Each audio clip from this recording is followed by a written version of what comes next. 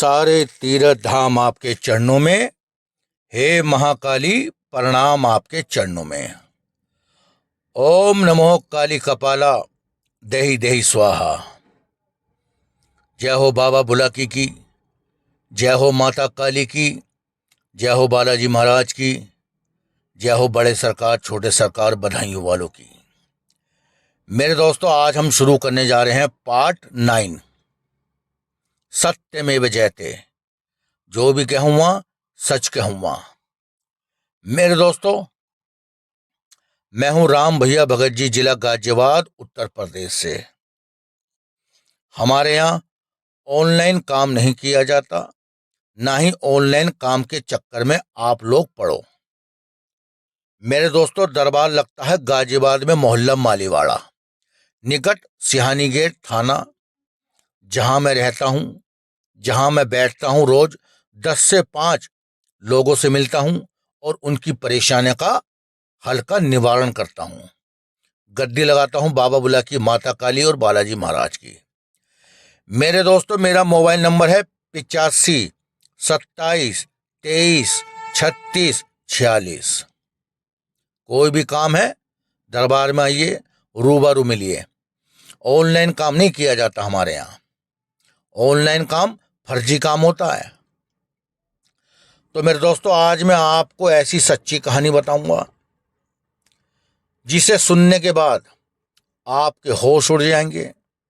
मेरे दोस्तों, ये सारी बातें सच्ची हैं। अब इस पर विश्वास करना या ना करना, ये आप पर निर्भर है। मेरे भाइयों, मेरे दोस्तों, अंधविश्वास जब तक होता है जब तक खुद पर न बीते। ओम नमो काली कपाला देहि देहि स्वाहा। ये महाकाली का सच्चा दरबार लगता है गाजियाबाद में। मेरे दोस्तों, इस्लाम, एक मुसलमान परिवार अपने बच्चों के साथ, अपने परिवार के साथ शादी ब्याह में जाता है। बात को पूरी सुनना, वीडियो को पूरी देखना। और मेरे भाइयों, मेरे दोस्तों, अगर आप मेरे चैनल पर नए हैं तो नीचे जो आप लाल बटन देख रहे हैं उसको दबा लीजिए। बराबर में एक घंटी है, उसको दबा लीजिए, ताकि मेरी आने वाली वीडियो आपको समय पर मिल सके, आप उसे देख सकें और आप अपने ज्ञान की बढ़ोतरी कर सकें। ज्ञान बढ़ेगा आपका। मेरे दोस्तों, आज नहीं तो कल बुरा वक्त कभी बताकर नहीं आता।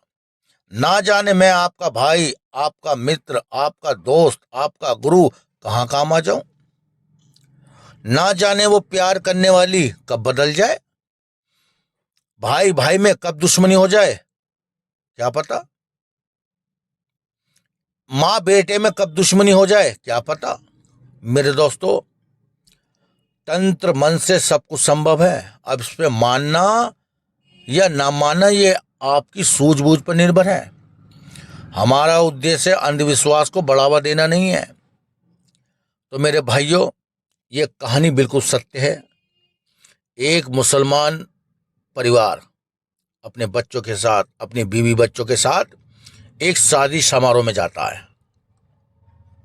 अब उससे गलती क्या हो जाती है। अब जैसे कि मेरे दोस्तों, आप लोग जानते हैं, कुछ औरतें, मुसलमान में कुछ औरतें ज़्यादा मेकअप करती हैं, बहुत ज़्यादा संवर के रहती हैं, बहुत ज़्यादा परफ्यूम का इस्तेमाल करती हैं, बहुत ज़्यादा खुशबू वाली जो चीज़ें होती हैं, इस्लाम धर्म में सबसे ज़्यादा इस्तेमाल किया जाता है। और मेरे दोस्तों, ये जितनी भी खुशबू वाली चीज़ होती हैं, जैसे इत्र हो गया, परफ्यूम हो गया, ये क्या होते हैं, जो जिन्नात होते हैं, चाहे वो जिन्नात हो, चाहे वो आत्मा हो, कोई भी हो, वो गंदी शक्ति हो या अच्छी शक्ति हो, उसका प्रभाव उन पर पड़ने लगता है, वो आपकी तरफ खींचने लगती हैं। मेरे दोस्तों, सबसे पहले मैं आपको बता दूं, जो जिन्नात होते हैं वो बने होते हैं आग से, पानी से, हवा से। और वो भी जिन्नात बन जाते हैं गंदे जिनके कर्म गंदे होते हैं। यानी कि इस्लाम जिस चीज को मना करता है, कुरान जिस चीज को मना करता है, अगर वह व्यक्ति वो काम करता है तो वो गंदा जिन्नात बन जाता है। यानी कि अल्लाह जो इस दुनिया की सबसे बड़ी शक्ति मानी जाती है। अल्लाह सबसे बड़ा है। अल्लाह को कई रूप में पूजा जाता है। अल्लाह को आप ईश्वर भी कह सकते हैं, परमात्मा भी कह सकते हैं, पिता परमेश्वर भी कह सकते हैं। यानी कि अल्लाह कई नामों से जाना जाता है। वो अपनी अपनी लोग भावनाओं के अनुसार उन्हें प्रेम करते हैं। तो अल्लाह ने, ईश्वर ने जिन्नात को पैदा करा। जिन्नात पानी, आग, हवा और जिनके अमाल यानी कि जिनके कर्म गंदे होते हैं, अल्लाह उन्हें जन्नत में दाखिल नहीं होने देता, उन्हें सजा सुना देता है। और फिर वो किनको पकड़ते हैं? जो जिनके घर में नमाज नहीं होती है, जिनके घर में कुरान नहीं पढ़ी जाती है और जो अपने मालिक का हुक्म नहीं मानते हैं, गंदे जिन्नात उनको पकड़ लेते हैं। या किसी बाबा के जरिए, या किसी तांत्रिक के जरिए, या किसी मुल्ला मौलवी के जरिए, सिपली इल्म द्वारा, यानी कि हिंदू धर्म में तो कहते हैं तंत्र मंत्र, अब इस्लाम धर्म में कहते हैं उसे सिफली इल्म, यानी कि गंदा इल्म। समझ रहे हैं आप? मेरे दोस्तों, वो परिवार जब वो शादी में जा रहा था तो कुछ औरतों को बाथरूम लगा, रास्ते में गाड़ी रोकी और मेरे दोस्तों झाड़ियों में जाकर कहीं उनने पेशाब कर दिया। कोई बात नहीं करके वो अपने गाड़ी में बैठे और अपना शादी की तरफ, जहां शादी थी वहां पहुंच लिए, खाना वाना खाया, अपने घर आ गए। मेरे दोस्तों, घर आते ही, घर में घुसते ही अगले दिन उस औरत की तबीयत खराब रहने लगी। उसका शरीर भारी रहने लगा, दिमाग चिड़चिड़ा होने लगा।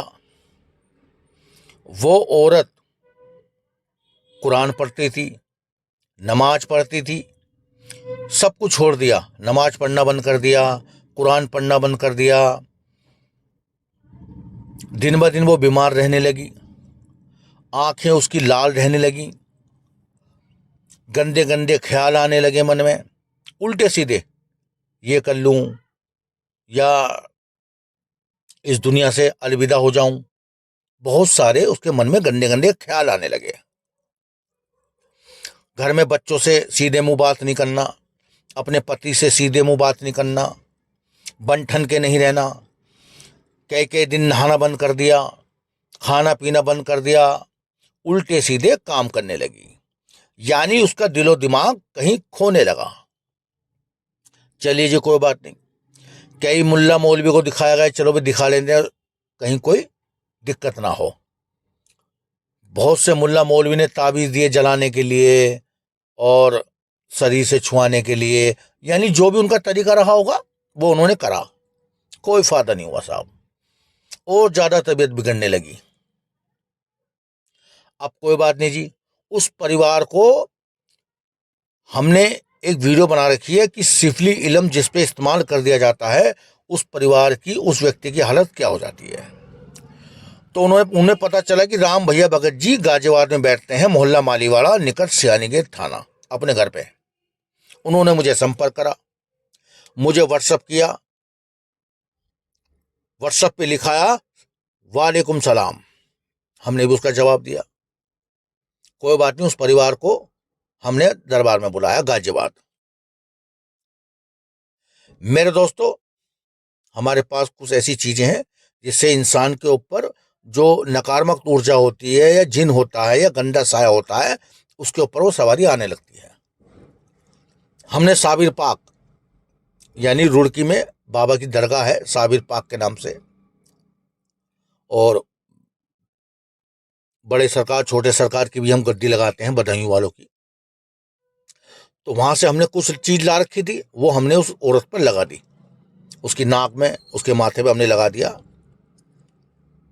बिस्मिल्लाह कह के, ऊपर वाले का नाम लेकर। देखो मेरे दोस्तों, हमारे यहाँ जो दरबार है सभी धर्मों का काम करता है, कोई भावना नहीं, कोई हीन भावना नहीं।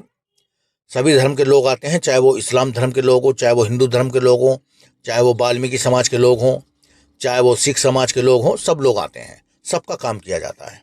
ऐसा नहीं है, क्योंकि ये दरबार सबका मालिक एक, सबका काम किया जाता है। तो मेरे दोस्तों उसके ऊपर पेशी आने लगी, बहुत तेज तेज गुर्राने लगी, गुस्सा करने लगी, मुझे देखने लगी घूर घूर के।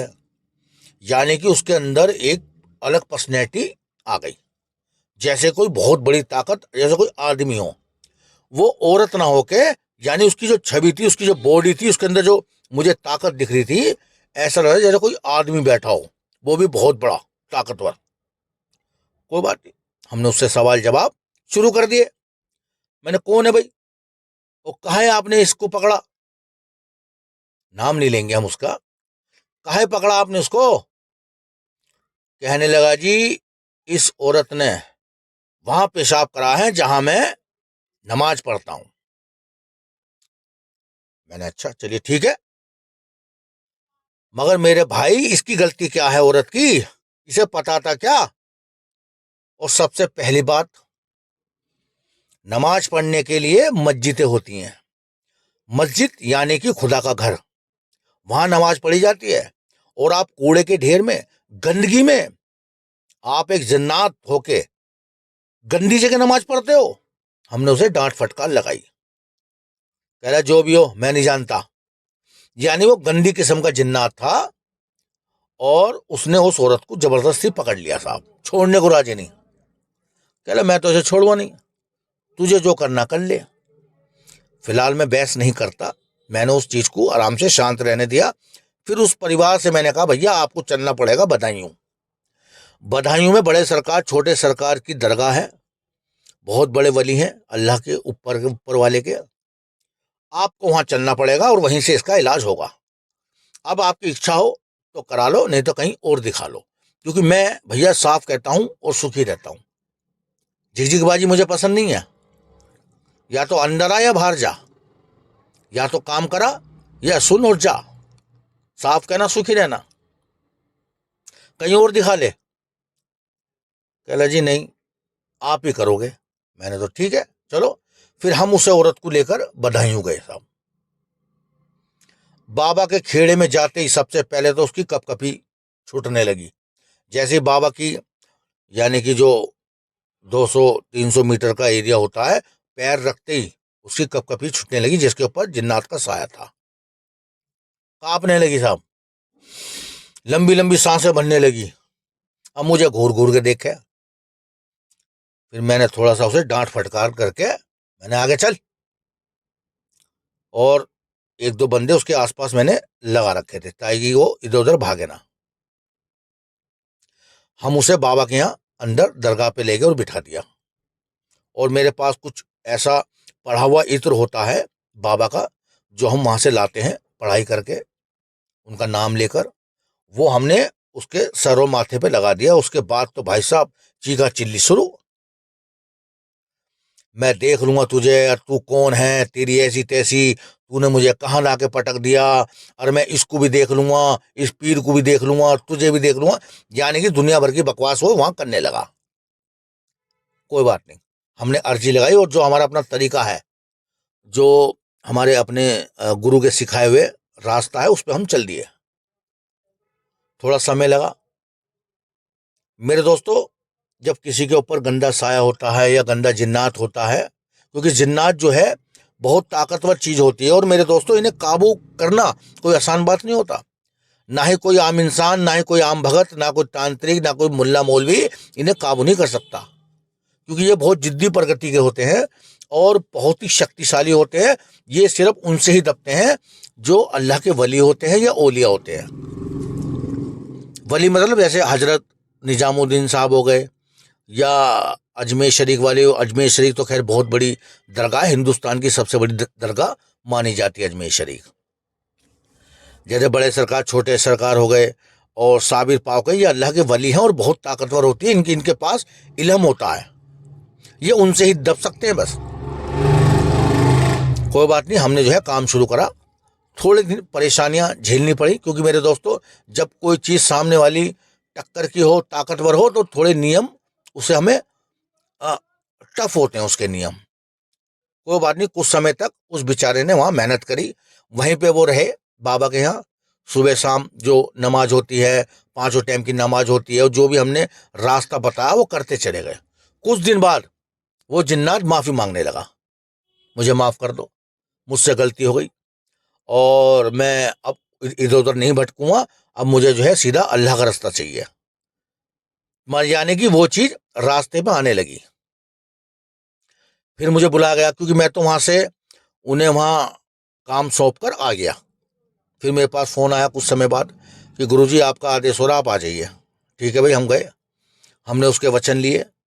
मैंने भाई आज के बाद एक तो तू इस औरत पे नहीं आएगा और यहीं रहेगा, यहीं खाएगा, यहीं नमाज पढ़ेगा और यहीं तू बड़े सरकार छोटे सरकार की सेवा में लगा रही हो। और फिर इनका हुक्म बजा। कह रहा जी ठीक है। अब मैं चला और हमने जो है फिर एकदम उनने जो है उनको सलाम करा और सीधा दरगाह के अंदर हमने फिर उसे जो बाबा का जल होता है, पीर बाबा का, वो छींटे वींटे मार के और उसे कुछ काला धागा जो हमारा पड़ा हुआ होता है वो बांध के और कुछ समय के लिए उसे हमने नियम बताए घर पे कैसे उनकी चिराई करनी है, क्योंकि हो सकता है ये भी धोखा देवे, हमें बहकावे। तो हमें बड़े सरकार छोटे सरकार का अभी साथ नहीं छोड़ना है। हर बृहस्पतिवार को चिरागी होगी और नियम में अभी आप बंधे रहोगे। तो मेरे दोस्तों कुछ समय तक वो अपना करती रही। उसके बाद फिर उनसे मेरा संपर्क टूट गया, यानी कि जो उनकी परेशानी थी वो ठीक हो गई। और ऐसे ना जाने कितने आते हैं कितने चले जाते हैं, फिर दोबारा वो परिवार कभी मेरे पास आया नहीं। तो मैंने कहीं एक बार कोई फ़ोन वोन करा उन्हें तो कहा भैया बेटी ठीक है जी, कोई दिक्कत नहीं है, अपना चिराई करती रहती है। मैंने ठीक है, और भैया कभी कभार आप उनको सलाम करने चले जा करो, बड़े सरकार छोटे सरकार को, है ना, तो कृपा बनी रहेगी। तो मेरे दोस्तों ऐसे बहुत से लोग हमने ठीक करे हैं जो अपने आप में तुर्रम खां बनते थे, क्योंकि ये जो गंदी शक्तियां होती हैं, चाहे वो हिंदू धर्म की हो चाहे वो इस्लाम धर्म की हो, ये जिद्दी प्रगति की होती हैं। जब तक ये झुकेंगे नहीं, जब तक ये अपने रब को नहीं मानेंगे, जब तक उसका हुक्म नहीं बजाएंगे, ऊपर वाला चाहे वो आप जैसे वो हिंदू हिंदू धर्म की बात कर लो, तो वो स्वर्ग में नहीं जाएगा, यानी उसे मुक्ति नहीं मिलेगी। जिन्नात अल्लाह उसे तभी अपनी पनाह में लेगा जब उसका वो सजदा करके अंदर जाएगा, जब भी वो दाखिल हो सकता है। तो मेरे दोस्तों इस तरह हमने उस औरत की जान बचाई।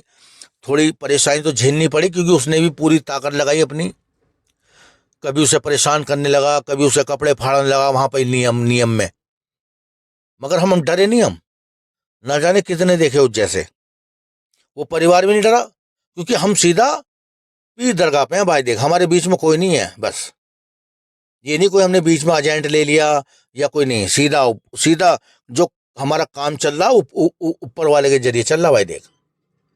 और काम शुरू करने से पहले मैंने पहले कह दिया, मैंने भाई अगर देखो पीछे हटे तो मेरी जिम्मेदारी नहीं है। फिर अगर आप डटे रहे काम करते रहे तो मेरे दोस्तों यकीन मानिए ये इस औरत को छोड़ देगा, क्योंकि ये जिद्दी प्रकृति का है और गंदा जिन्नात है। तो इस तरह मेरे दोस्तों उस औरत की जान बची। और ये दरबार सच्चा दरबार है गाजियाबाद में। किसी को भी कोई ऐसी परेशानी हो, आपके दोस्त मित्र आस पड़ोस, तो आप मेरा नंबर दे सकते हैं, दरबार का एड्रेस दे सकते हैं। दरबार का एड्रेस है जिला गाजियाबाद, मोहल्ला मालीवाड़ा, निकट सिहानीगेट थाना। वहीं मेरा निवास है, वहीं मैं बैठता हूँ। आने से पहले आप मुझे व्हाट्सअप करके आए। मेरा व्हाट्सअप नंबर है 85 27 23 36 46। याद रखिए, ऑनलाइन काम नहीं कराना किसी से भी, वरना आपके पैसे बर्बाद। तो चलिए राम राम, फिर मुलाकात होगी किसी अगली वीडियो के साथ, अगली साधना के साथ, अगली कहानी के साथ। मैं हूँ राम भैया भगत जी, जिला गाजियाबाद, उत्तर प्रदेश से। सत्यमेव जयते। सभी लोगों को जय श्री राम।